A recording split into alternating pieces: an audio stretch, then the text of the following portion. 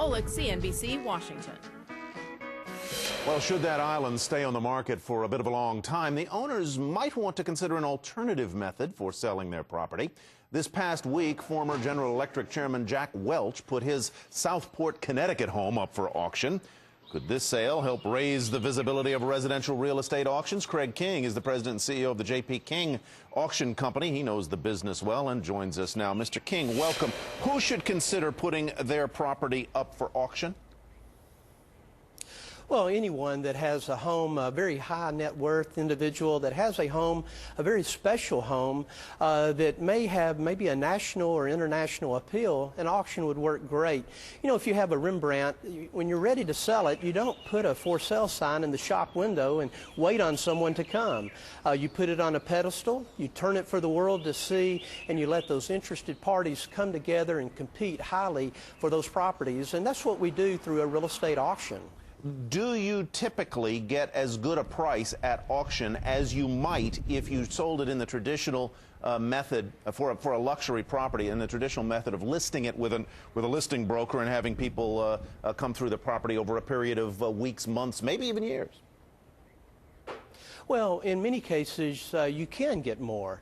That's the beauty of the auction is it's going to establish the true market value for the property that day. You know, there's nothing inherent about an auction that may cause a property to bring any less than what it's really worth. But when you bring together the marketplace, those interested buyers, and let them highly compete in an auction environment for a property, the true market value will emerge, and that's been our experience. New York Times did a story last week in which they point out, they say, the negatives of auctions. Marketing costs ranging from several $1,000s for a 4-bedroom tract house to $100,000 or so for a house the size of Jack Welch's ex-property, usually paid by the seller whether or not the auction succeeds, negotiable commissions as high as 10%, and they say a selling price that typically lags 10% below the last listed price. What say you? Well, you've got to take these properties to the market, and the buyers for many of these properties can come from anywhere across the country or around the world. So it's important that you get the word out and let the interested buyers know about the property. Now, as far as the market value, obviously, if you're going to list a property, you're going to want to list it a little bit more than what you expect to get for the property. So, you know, typically the auction prices may bring a little bit more, as do most properties sell for something less than the list price. But the important thing to remember is how difficult it is to establish an asking price for these properties. Obviously, you don't want to leave money on the board, but if you ask too much, the property may linger on the market even longer than they would. So the beauty of the auction is you're going to assemble those qualified interested buyers all together at one time, let them compete for the property, and that really establishes the true value for each one of these spectacular properties. That would seem to me to be the best part of the auction process. Number one, you know certainly that you're going to sell the house if you exceed, I guess, if the bids exceed a reserve price that you set. But you would also know that the buyers who are there bidding are actually qualified and can close the deal, right?